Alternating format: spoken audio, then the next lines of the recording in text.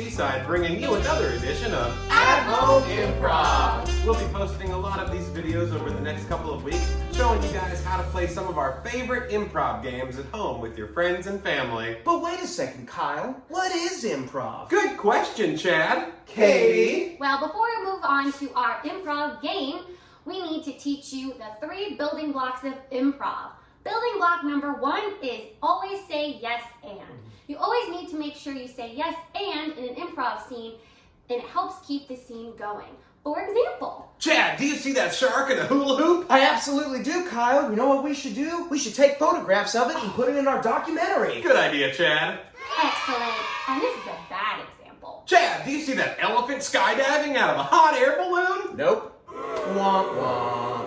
All right, moving on to building block number 2, and that is listening skills. It's what? Listening skills. Oh, okay. In improv, listening to your partner Listening to who now? Your partner. Got it. Listening to your partner helps the scene move along, and you always need to make sure you're working together to build the scene. Mm-hmm.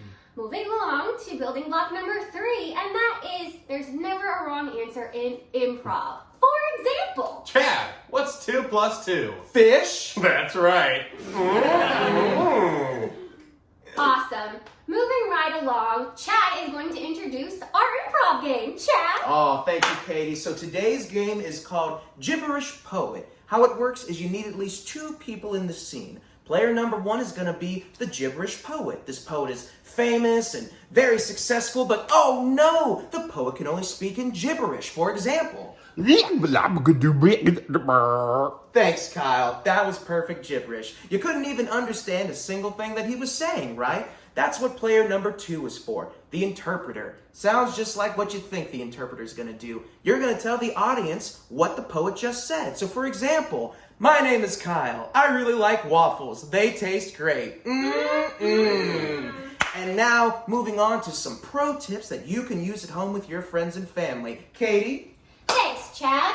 Pro tip number 1 is that during the improv scene, you can do it in any style of poetry. You can do a song, you can do a rhyme, anything. Just make sure that you're being creative. And pro tip number 2 is that as the poet, you want to make sure you're making clear and concise movements so the translator can interpret and replicate to their liking. And moving right along, we have Kyle.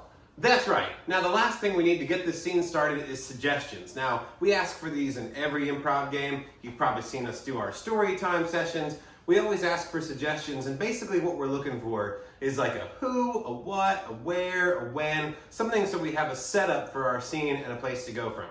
So, for today's game, we asked our fellow castmates earlier, we asked them 2 questions for our poem. Number 1 was, what was their favorite holiday? What did they say, Chad? They said St. Patrick's Day. Oh, good one. And number 2, we asked them for the grossest, slimiest thing they could possibly imagine. What'd they say for that one? Chad? Or a box jellyfish. So we're happy to bring you our amazing poem today called The March of the Jellies.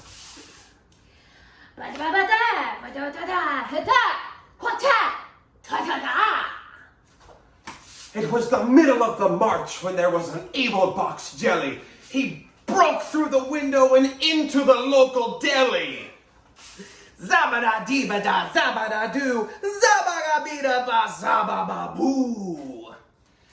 He stole all the cheeses and stole all the meats. He grabbed the jellies and the sick peanut butter beets.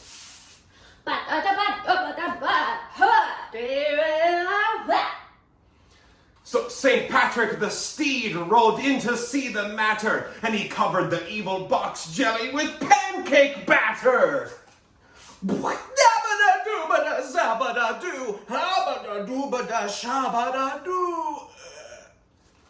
And so the story goes, to this day it will be told, you can find that evil box jelly frozen in gold. Well, that's a fun game we call Gibberish Poet. Again, you just want to be silly, you want to make clear choices, you want to give your partner something fun to work with. But continue to follow us on Facebook, Instagram, and lovetherep.com for some more videos. Thank you so much, guys. Peace out! Thanks, guys.